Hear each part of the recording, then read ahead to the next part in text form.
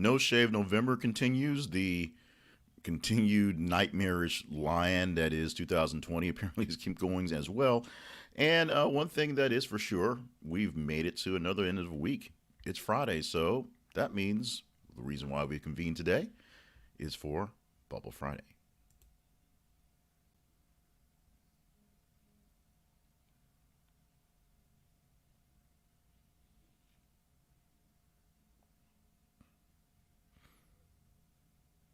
And good morning, I'm Jay Cleveland Payne, and I'm here to remind you of the meaning of Bubble Friday, the purpose of Bubble Friday, the Friday that is happening right now, and now with bubbles. So, Bubble Friday is a day of Friday, and the bubbles part is just a small sort of token so you can appreciate the day that it is and the past 5 days considering you having a normal work week that have passed. You've made it to the weekend, you made it to your time off, and if you've not quite made it to your time off yet, you can celebrate your Bubble Friday on Tuesday, Wednesday, Thursday, whenever you've made it to the end of your thing. Don't let me get in your way. You can blow your bubbles anytime you feel like it. Now, the reason why we're blowing bubbles is a symbol of literally blowing off the steam, blowing off the stress, blowing away all of the stuff that happened in the last couple of days. This is something I did at a prior job where we could meet out in an open break area and just sort of, be giggly and kids for a while and blow bubbles and kind of, act goofy for a little while. Something we did there.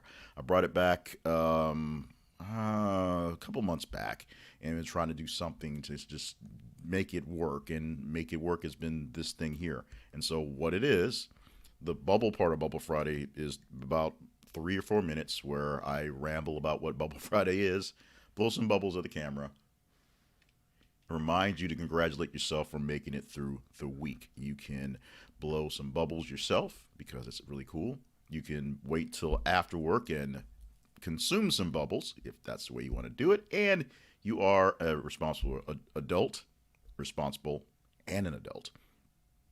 Both those things have to match up. Or you can just take a deep breath whenever you feel like it. Just inhale, exhale,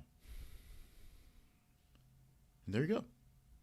Now, it's not magic. None of the things that I've actually, have said in years of personal development stuff is magic. Most of it is a little bit of just mindset and a lot of work. Even the simple things have to be done. And that's one of the most important things about just, going through these things is the simple things always take some sort of effort. They don't just magically appear in front of you. I mean, even if the magic ticket would be put in front of you, you've got to actually accept it and cash it in. There's always some sort of effort that must be put there. Now, also a part of what has turned into Bubble Friday is a way that once I get a couple people in, I do a little bit of commentary. And I think I've gotten a bit better at it. So thank you so much for those folks who said I have. And those folks who said I haven't, well, I'm still here. So convince me more, or try to convince me more, or however that works out. But I had a whole big plan. One way is how this thing has gotten better is I've actually had plans of what I'm talking about. I've had not necessarily a script, but I've had ideas. I went through down the lines. Where I was going to go today, and what I'm going to do for a quick moment so I don't miss out on that opportunity, is essentially promoting some stuff that I was doing. Now, I'm always promoting some things I'm doing. I'll put up a reminder of that in a second. But I have been writing or publishing a small piece every single day on my website for about 2 weeks now, and it's something I just sort of started. I I've done this a couple times in a couple different forms, but mostly it's by the aspirations of just kind of following Seth Godin. If you don't know who Seth Godin is, look him up. He's a bald guy. He's been doing internet business stuff for quite some time. And in fact, he's had quite a few things that have not worked. But the things that do work have become a literal lexicon in our world. The reason why we talk about tribes and the dip are because he wrote books about those things and they got very popular and very trendy to say. So they turned into sort of things that people will attribute to him. They don't not give him attribution, but sort of things people have kind of aped on and kind of used to kind of further their own ideals and further their own words.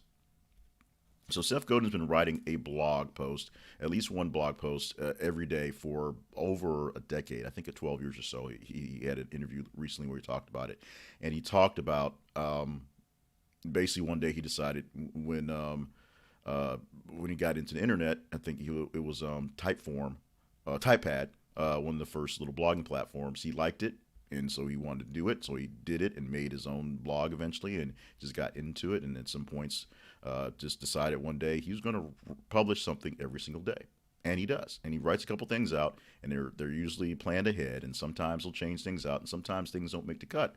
But he intentionally publishes something, sometimes very small, sometimes a bit more detailed, every single day. And that's something I'm trying to do now to once again see how that's going to go. I basically write something and put something out like this every single day, or a podcast or something. But this is an intentional thing that I'm trying to do. So you can check that out at my main website. You're going to see the scroll at the bottom is going to say to the podcast link, which, yeah, I know the podcast link actually didn't work. So, and I've also changed the look of the website to make it easier to see the reading. So that's the thing there. But if you go to jclevelandpayne.net, you'll see that I've posted something every single day. And I've had some glitches, some issues where I've been a couple days I thought things were posted and they weren't, so I had to go back and fix some things. But I don't have a set time, so it's not like 7 a.m. It's posted. But right now, every single day, something's being posted. So you can check out plenty of back things. And what I was going to kind of ramble about today were a few things that I was basically going to plan. So there's going to be called words not quite said or written.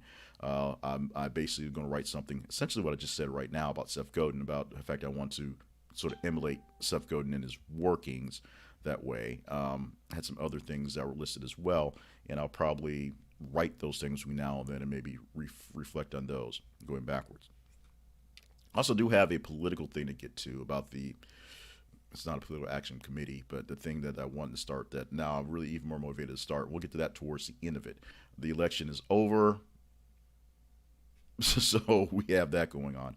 But a headline that popped up literally as I was logging in. I check, I have the This is the Conversation website and the weekly wrap up podcast, and all I do with that is post different news stories every 50 minutes, and then at the end of the week we see which stories are the top 10. Those stories have been tabulated, ready to go, so I have today and to kind of write it out together, and then tomorrow to record it. All that stuff's going to happen.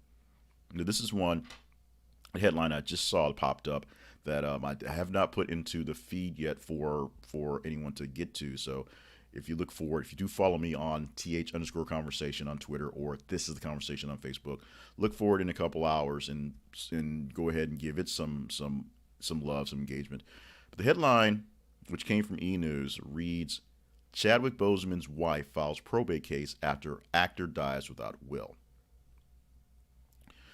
So this is a very sad, but unfortunately very common thing going on right now. And going deeper in the story, essentially she had to file about $1 million bond on the actor's estate, which is worth less than the bond she had to file to get the estate. She's paying $1 million to get $999 essentially. It's not even worth it, but you got to do that because you got to do that. And why is this? Because Chadwick Boseman did not have a will. And that's something that a lot of us don't have, and a lot of us don't like to think about, because it's mortality, it's reality, it's something you do. And as a person who likes to overthink things and overprepare for things, I currently don't have a will. I got a lot of life insurance. I've got a big plan for things to happen, but I don't have an exact will for what should happen, what would happen if I'm not here. The plan is, for all practical purposes, everyone should play along well. I've got a spouse, and she's the main person for there. I have my parents, because when I didn't have a spouse, essentially my mother was a beneficiary of everything. I got a niece and nephew who, before my own daughter, were the beneficiary of a lot of stuff, and wife as well. And they all have kind of essential idea of what's going on. But one of the constant conversations that I've been having lately with my father, which seemingly come out of nowhere, but I should expect him because I keep having him every time I see him, is about planning, estate planning for lack of a better term, but things like that. He's always saying, "Well, this is where I kept this. This is where I just filed this paperwork, just in case you need it, and this is where I need to take care of stuff, just in case you need it." And there was a lot of talk early on about if I pass, your sister gets the money and you get the house, and it was some stuff like that. And when my sister passed, it was like, here's all the stuff so you can take care of the kids, and because her kids, and it was a lot of those type of conversations that always pop up because, like me, one of the things where we're more similar than I sometimes want to admit is he's always planning ahead for something. He's always trying to set things ahead. Now, the fact that I don't have a will is something that, to be honest, I hadn't really thought about in quite some time, and now I see this thing come up here. And actually, that's not even true. So we've thought about those types of things in various situations. My wife, of course, went through breast cancer, a diagnosis and surgery and recovery 4 years ago when she was diagnosed, 4-ish years ago when she was diagnosed, 2-ish years ago is when she got her full clean bill of health. And of course, those types of things popped up. What do you do? Type stuff happened. And we didn't have to go that far because nothing happened. Before that, literally about a year after, not even a year after my daughter was born, I was in the hospital 2 weeks in a row. Actually, 3 weeks in a row, but 2 weeks in a row where I was actually admitted and had to stay for days at a time for what essentially was kidney failure or pre-kidney failure because of spending a bulk of time when I got out of the Air Force not tending to my diabetes and not taking care of myself and just running myself ragged. Essentially, a big scare on that end. And we didn't talk about those things at that time. Now, there have been plenty of times when I and my wife and I have had short conversations, and I've actually tried to push her towards little things like making sure we have all each other's passwords to all of our accounts, all each other's addresses to everything we correspond with. We know how to get into contact with stuff like that so that since she pays the water bill, I know that the water bill is being pulled out of this account. So if something happens, I can transfer it over. And the main reason why we don't have that conversation more often is because it's not a pleasant conversation. It's an extremely morbid conversation. It's important. It's necessary. It's as necessary as what are we having for dinner is, because that's about making sure our finances are straight. We're not just spending money on extra stuff. It's important as who's picking up Johanna from school, because Johanna's kind of important to make sure she's picked up from school. A whole bunch of things in that one.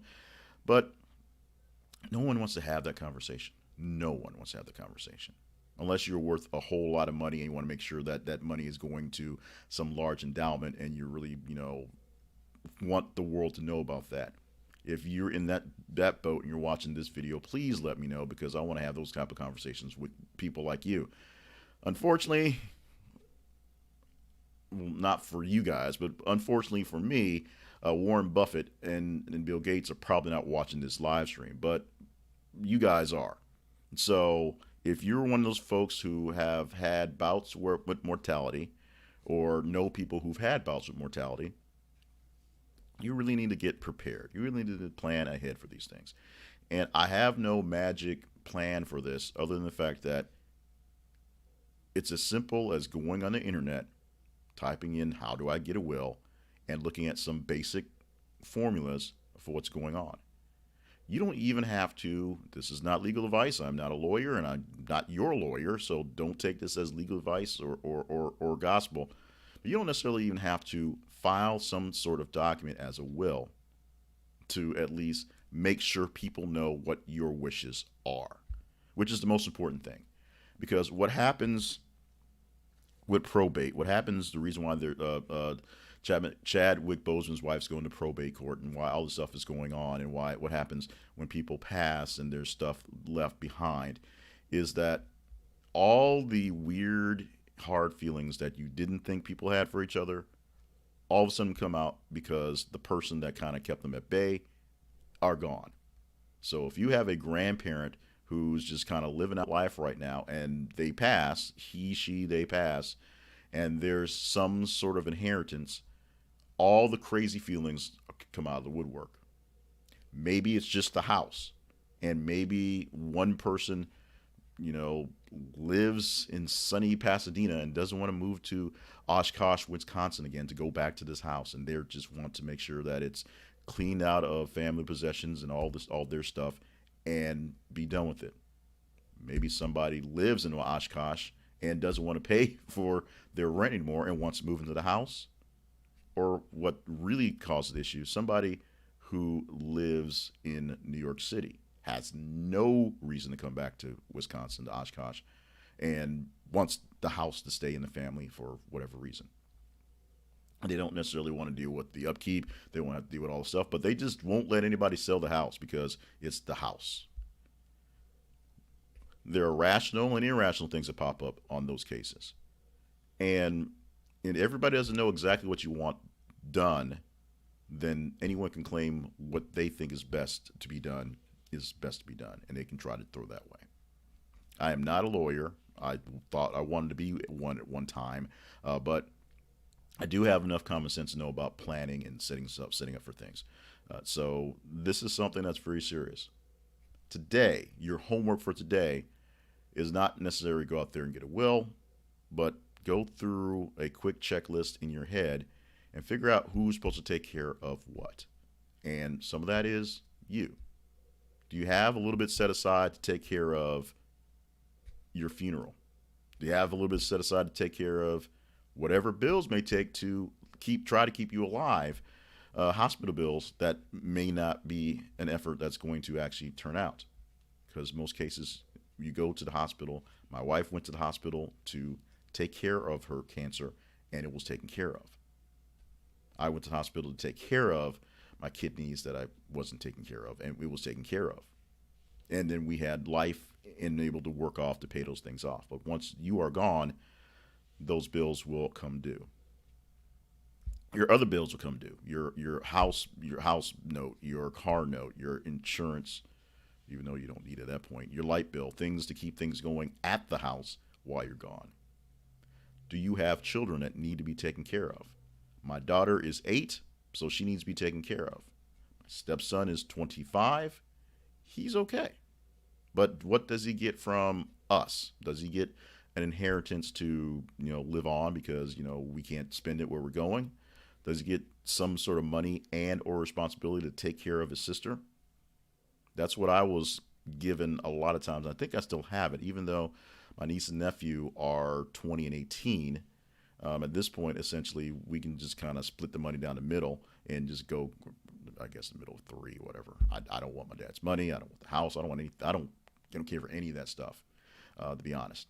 I want my dad as long as possible. But he thinks about those things and taking care of those things.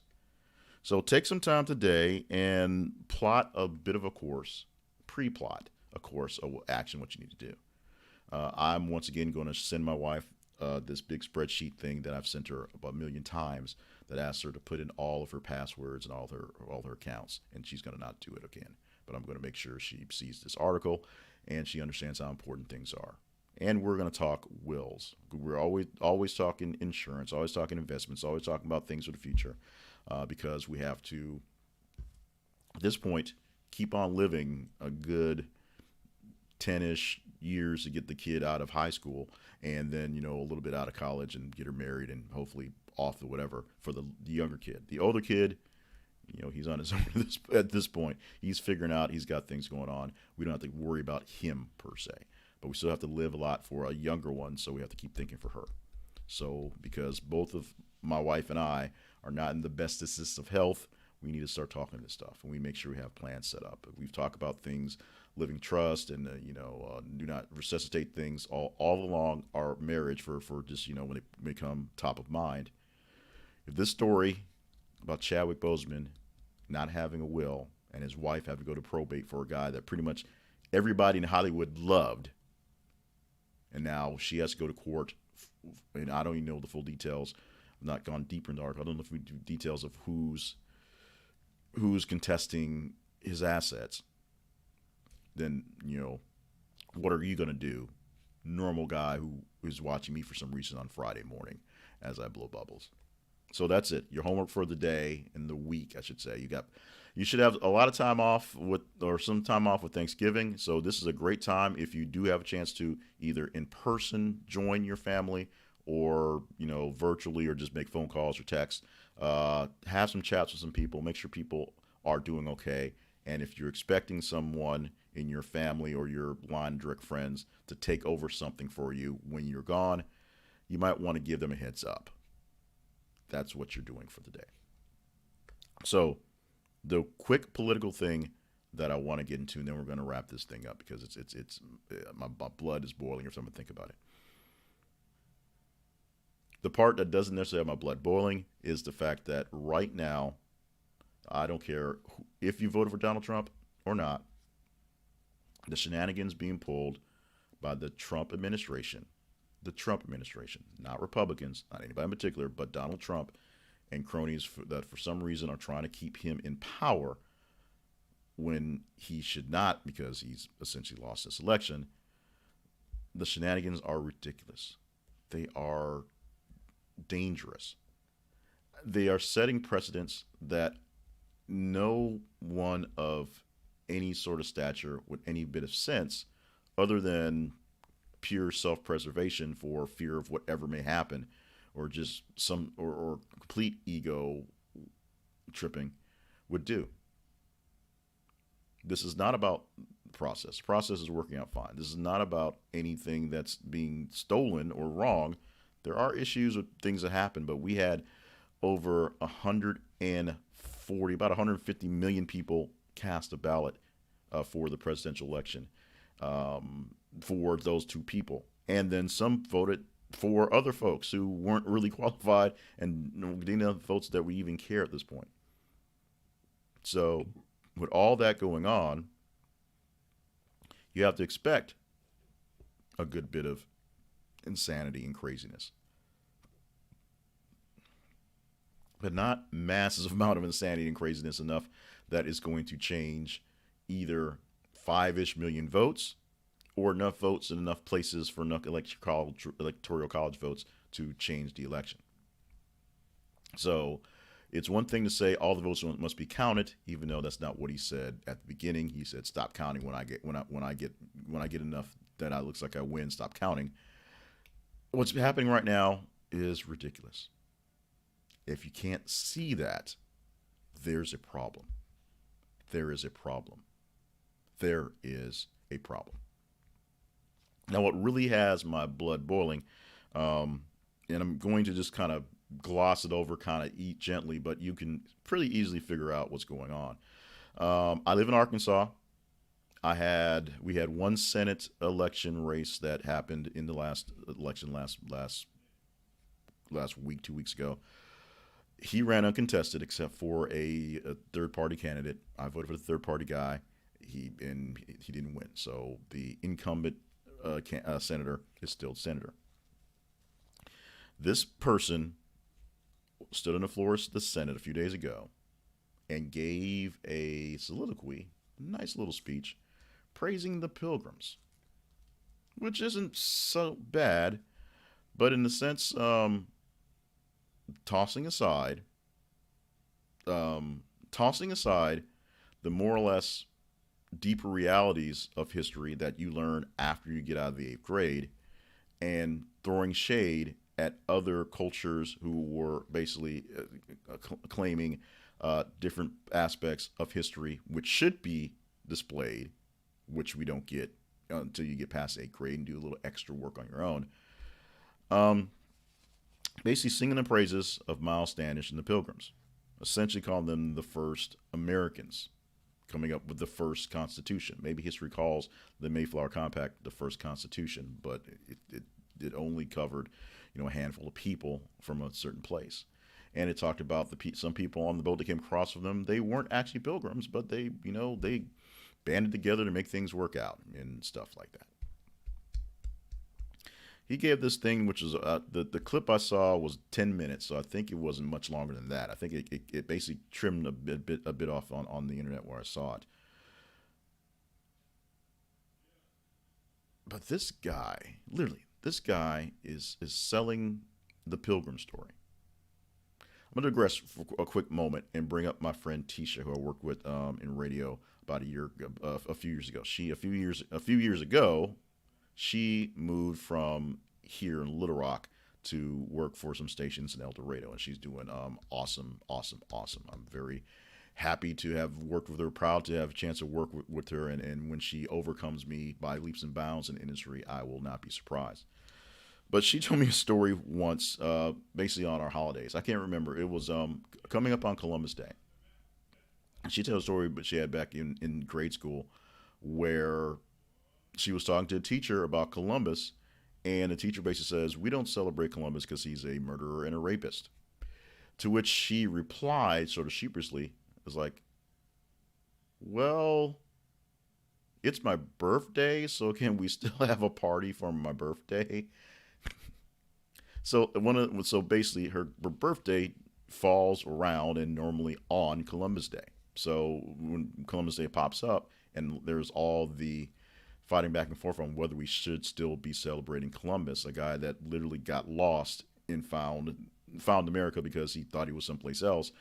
But to her, it's a reminder that her birthday is a bit controversial for somebody else's reason, and sometimes overshadows that.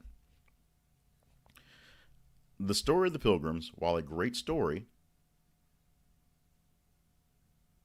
is a bit of a whitewashed narrative told with a great happy ending, because the winners of history get to tell the endings of stories, get to tell how things work, with a great happy ending that works for a school book, works for history, works for a way to kind of give you a sense of how to decorate for your Thanksgiving. But it's a bit more detailed than that. If since Apple has allowed us to watch the Charlie Brown Thanksgiving special, and I'm sure they're going to have that newer Charlie Brown thing that they tacked onto the back of it, where the kids are on the Mayflower and they're coming across and they're doing stuff like that. Those are stories built specifically to teach children the basic pieces of history. The story of the Mayflower, not that great of a story. And if you want to fight me about it, jclevelandpayne@gmail.com, or you can, comment in the comments. And please don't fight with anybody in the comments here. I can't see them in the recording, so apologize for that. Can't reply to you here. But this senator, this guy has been bugging me ever since he popped up on the scene and became a senator for my state. And he represents my state, and he represents a lot of people who believe in things such as the way he believes. But this is the first time in my life where I'm at a point where I want to say this guy is not my representative. I voted for George W. Bush. I voted for Barack Obama. I voted for Bill Clinton. And so all those guys I voted for that became president were obviously my president, even when a lot of people weren't claiming Obama for president. I didn't vote for Donald Trump. I've never said Donald Trump is not my president. I've said, not been so happy about it. I've never said that. I'm sure about this senator guy. I don't understand what his deal is, what the problem is. And I'm kind of freaked out about the fact that so many people support him here in the state. All this comes down to some stuff I was talking about earlier in the recordings of these things about accountability for the elections. The elections are over. Elections are done. We have the electors in or about to be in, so that's all fine and dandy. But what we have to keep doing right now is making sure we hold them accountable to what they said they're going to do, or what they end up doing based on new facts and new factors. This time last year, this time last year, there was this thing going on in a small place in China that no one was knowing about. It would take until December until there was any notion of it, January until we had any issue of it of being a big deal, and of course February, where all of a sudden things blew up, March essentially the start here of the ordeal in the United States and mostly the world. So going back in time a year from now, we could plan for a lot more things if we knew a global pandemic may possibly be coming on. Right now, we know a global pandemic is here, and so for some reason we can't figure it out. But the time is always now. You know who you just elected into office. You know who did not have to be, who did not go for re-election, but still have to be accountable. Keep your politicians, keep your leaders, keep them accountable. On a local level, it's much easier. You can go to a city council meeting. You can call City Hall on the phone. You can possibly get an audience with them in person because they're here. In fact, in most cases, my state representatives, my state representative, uh, I worked with as he did fill in with stuff on the radio, and so I saw him often and consider him a friend. I'm not and friendly now, even though we don't have much interaction back and forth. But I could ask him questions on things, and he could answer them, and that's how that worked out. I might not be able to get President Biden on the phone, but trust me, there'll be plenty of people out there shouting and screaming on the internets to make sure that he is accountable for the things that he said he's going to do and for the things that may pop up going back and forth. And every single person that you put in a vote for, from the very bottom, the alderman down the street, to the school board person, to the president, to your senators, to your Congress people, to your judges, they all need to be held accountable. There are plenty of organizations that are trying to get people to vote. And some of them are nonpartisan, but most of them are basically, I'll say, plants for the various parties, making sure that their folks show up.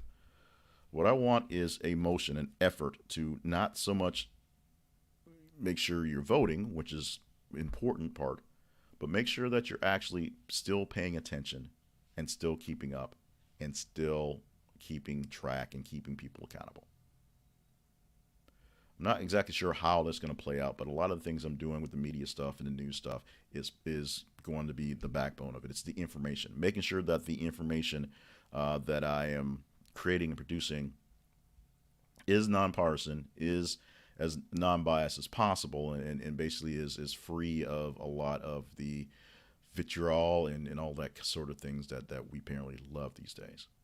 It's like right now, deep red conservatives are turning on Fox News because Fox News is basically reporting actual news and not just completely falling to the bonkers theory that Donald Trump actually won the election based on changing 100 votes here and 200 votes there to change the numbers. And some of the more fringier places who need the eyeballs will pull up, will give you all the crack cocaine of craziness you want so that you will watch them and follow along, as opposed to a vegetable because it's good for your digestion. So we're going to hold people accountable.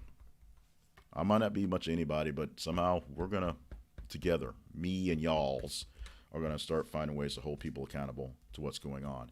Because, like I said, you can figure out pretty easily who this guy was, the senator that I'm talking about, because he was all over the internet with what he did. But I'm having a hard time, digress for a second, I'm having a hard time dealing with our political landscape right now with the politicians we have playing in it. Let's be clear. I'm not thrilled about Joe Biden being the Democratic representative for president, but he was a choice against a Donald Trump, and that's what we had to do. But I'm not thrilled about it. I know most of you out there in the world, I would say a 55%, making up a number, aren't so thrilled about it either. But it's Bubble Friday. We'll deal with responsibilities of keeping people on track a little bit later. Right now, I've gone a little overly long for something that was going to be shorter than I thought it was when I had more stuff planned that was actually planned. Enjoy yourself. Take some time this Friday. Yes, today, this Friday, to make sure you celebrate your win. You won the week. You won the Friday. You won the hour. You made it past a meeting. You made it past a big thing. You're doing well. If you're not doing so well, celebrate life. Celebrate the fact that you have another chance to do another great thing. And if you need some help, reach out to me in the chat. Email me, jclevelandpayne@gmail.com. Find me. We'll talk. I'll do what I can. I'm not saying I can do miracles, but we all have more power than we think, which comes to our close. So congratulate yourself for getting up this morning. Getting up, turning on the phone, logging your computer, watching a video. Because if you sat through 35 minutes of this, you woke up. Number one, you were given life this morning. You woke up with your mind in a good state where you could get yourself out of bed and function and get someplace. Those two things down, and of course 40 minutes of me rambling down, that means you've got plenty of time to go out there, do something kind of awesome. Most important thing you need to do is make sure you go down that listing of things and make sure that you have you have your life in order. You have your priorities in order. In case something happens, who's taking charge of what? And make sure that they have some idea that you think they're taking charge of something. Your next step, put it out on paper, see a lawyer, get it notarized, get it for real, so that your family is not dealing with all the fights that they're going to have in probate after you're gone. Because at this point, it's not your problem. It's their problem. And that's when you find out, or they will find out very clearly what their actual problems are and what they've been hiding because you weren't there. Thank you so much. I got work to do. I got a lot of work to do. We're preparing for Thanksgiving, which means we have a lot of things to prepare for school without students, really without students, and then coming back to school without students again for a few weeks and preparing for the spring. And education is very hard right now. Life is very hard right now. So hopefully you're doing okay. Like I said, if you're not doing so great, reach out, let me know. We can talk. You can help support this by going to buymeacoffee.com/jclevelandpayne. You can read some of my articles at jclevelandpayne.net. And you can just be a good human being, which is more than enough. Thank you guys. We'll check you out later.